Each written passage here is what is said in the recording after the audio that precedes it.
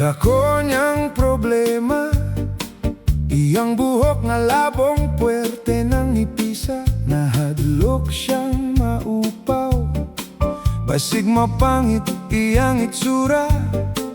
Nangiso siya gitlog, may tayubong paug dunay lana. Astang di malasa, walay buhok ni tubo. Gitukan hinuon siya og kaspa. Tungod sa kabalaka, gipakonsulta sa doktor nga espesyalista. Pasyente nagduda, kayang doktor puwerte sang upawa.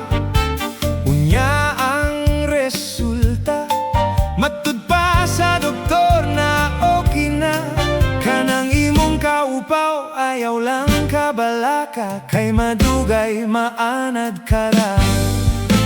Ambot nga no, daghan dihang mga upaw o gulo.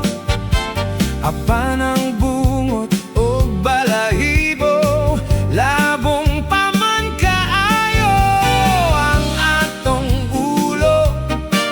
Diha sa may hubon og alimpulo, diha gayong dapita sa tao. Maoy gayoy makalbo.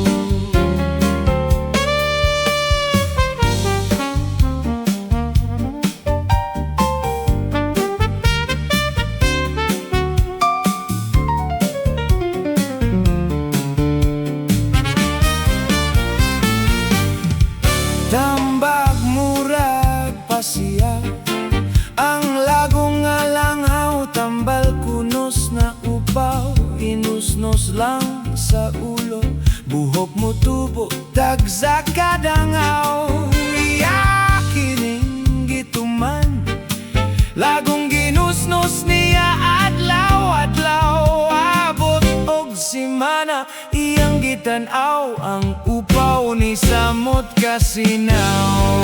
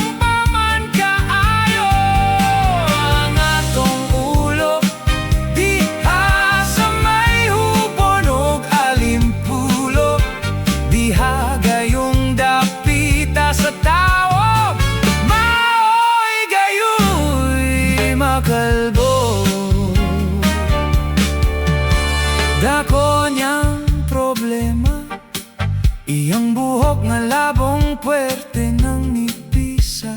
Nahadlok siyang maupaw, basig mo pangit iyang itsura. Nitanaw siya sa samin, iyang nawong murag siopaw nga lingin. Ang buhok sa kilid, apil buhok sa aping. Nga